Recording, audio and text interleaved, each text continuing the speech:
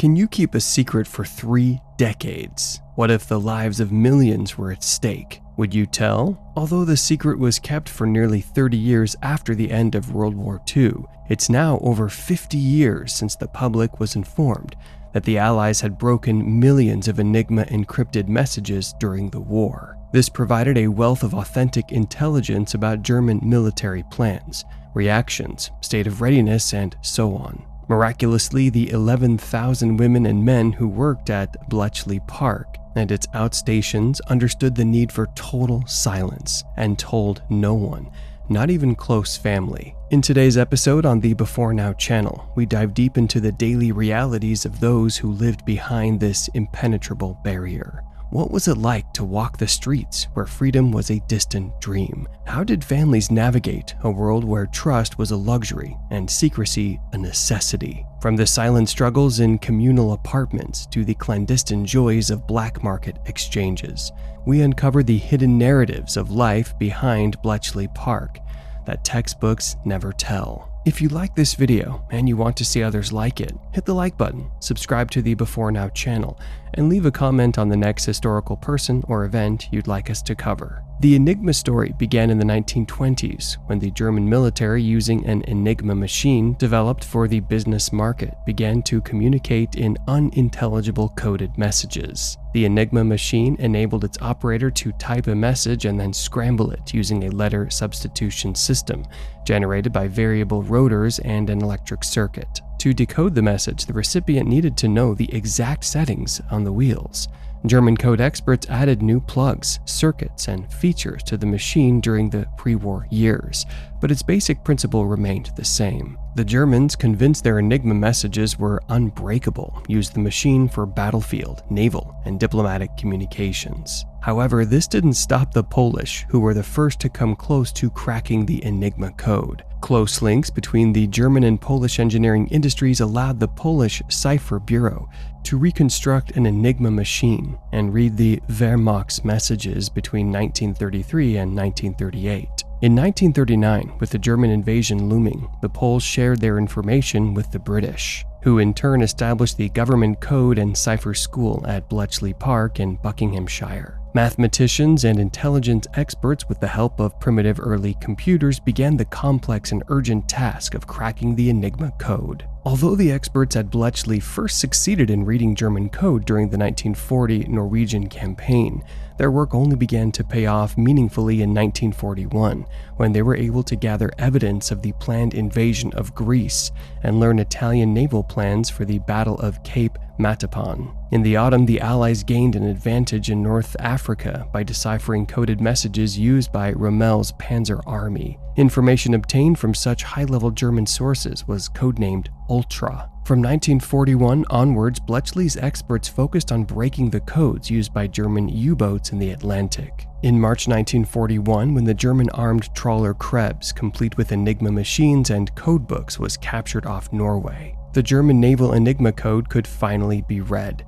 The Allies could now discover where U-boats were hunting and direct their ships away from danger. The German Navy, rightly suspicious that their code had been cracked, introduced a fourth wheel into the device, multiplying the possible settings by 26. The British finally broke this code, which they called Shark, in December 1942. Using Ultra always presented problems to the Allies because any blatant response to it would cause the Germans to suspect their messages were being read. Nevertheless, Bletchley Park and its staff made a crucial and groundbreaking contribution to the defeat of the Axis. The Germans also enjoyed some noteworthy code-breaking success. The B-Dienst surveillance service broke British naval code as early as 1935, which allowed them to pinpoint Allied convoys during the early stages of the Battle of the Atlantic. Although the US altered its naval code in April 1942, the change came too late to prevent the havoc wreaked by Operation Pockenschlag the German U-boat campaign off America's east coast early that year. The Germans also managed to crack Soviet and Danish code systems. However, their efforts, fragmented and divided between rival cryptology departments, lacked the consistent success achieved at Bletchley Park. During World War II, British codebreakers worked at Bletchley Park in Buckinghamshire to resist Nazi Germany by cracking coded messages. It was known by various cover names, including Station X and BP. Established in 1938, the intelligence gathered from these sites, huts, influenced all service involved in the war effort. When creating ciphered messages, the German military's Enigma machine had the potential for almost 149.9 quintillion possible combinations. In response, the UK formed a team to break the complicated system. Dilly Knox, a codebreaker from World War I, gathered a crack team, including Alan Turing, to begin operating out of the Bletchley Park's collection of modest buildings. Encrypted messages were transmitted from the Berlin to German forces on the battlefield via an Enigma machine